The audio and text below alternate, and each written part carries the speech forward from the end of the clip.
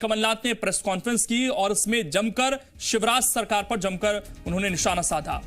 उपचुनावों को लेकर कमलनाथ ने कहा कि चुनाव तय करेंगे एमपी कौन सी पटरी पर चलेगा। वहीं बीजेपी के सवालों पर कमलनाथ ने कहा कि शर्म आती है कि शिवराज मुझसे 15 महीने का हिसाब मांग रहे हैं, मुझे अभी तक 15 साल का हिसाब नहीं दिया। कमलनाथ ने कहा कि मतदाता समझ रहे हैं कि सरकार कैसे सौदे के बाद बनी है। शिवराज सिंह बताएं कि ग्वालियर चंबल के लिए जितनी घोषणाएं की उसमें से कितनी पूरी हुई। रोजगार के मुद्दे पर कमलनाथ ने आरोप लगाते हुए कहा कि हम चाहते थे कि एमपी में निवेश आए, लेकिन कारोबारियों को एमपी पर भरोसा नहीं था क्योंकि भ्रष्टाचार और गुंडागर्दी प्रदेश की पहचान बन चुकी थी। दूसरे दलों की पार्टी से नेताओं के आने पर कमलनाथ ने कहा कि आए हुए लोग और लाए हुए लोगों में अंतर होता है।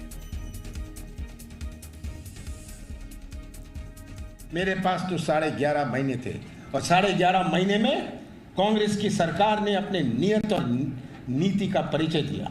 जनता गवाह है, मुझे शिवराज सिंह से कोई सर्टिफिकेट नहीं चाहिए। आज हिम्मत है शिवराज सिंह को, मुझे समझ नहीं आता भारतीय जनता पार्टी और शिवराज को कैसी हिम्मत होती है कि मुझसे 15 महीनों का हिसाब किताब मांगे। ये 15 साल का हिसाब किताब दें, 15 साल का हिसाब किताब नहीं दे पाए, आज नहीं दे पा रहे हैं। मुझे सौदा करने, मैं तो एप्लीकेंट भी नहीं था, मैं तो अध्यक्ष बनने का एप्लीकेंट नहीं था। मुझे तो कहा गया आप जाइए, साल भर मुझे कहते रहिए, अरे जाइए, अरुण जानता है, मैं तो एप्लीकेंट नहीं था, मैं चीफ मिनिस्टर का भी एप्लीकेंट नहीं था और आज भी एप्लीकेंट नहीं हूं, ये भी आपको बता दूं। तो आप सोचते हैं कोई सौदे से तो वो वाले थे, सौदागर तो वो थे जो आज दूसरी जगह है, जिनकी घर वापसी हो गई। हमने वोट से सरकार बनाई थी, नोट से सरकार नहीं बनाई। आज की बनी हुई जो नोट्स की सरकार है, हमारे प्रजातंत्र संविधान के साथ कितना खेल हुआ।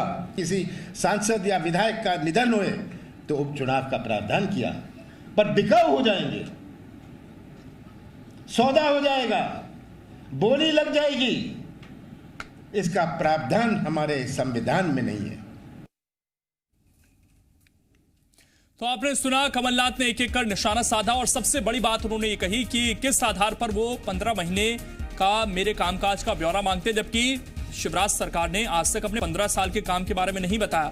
इसके अलावा उन्होंने कहा कि जनता सब जानती है, हमारी जो सरकार बनी थी वो वोट के आधार पर बनी थी, लेकिन अब जो सरकार चल रही है ये नोट के आधार पर चल रही है। और साथ ही उन्होंने एक और बात कही, क्योंकि बहुत सारे लोग हैं जो बीजेपी छोड़कर कांग्रेस में भी शामिल हुए हैं, उनको टिकट भी दिया जा रहा है, बीएसपी से कुछ लोग आए हैं, उन्हें भी टिकट दिया गया है।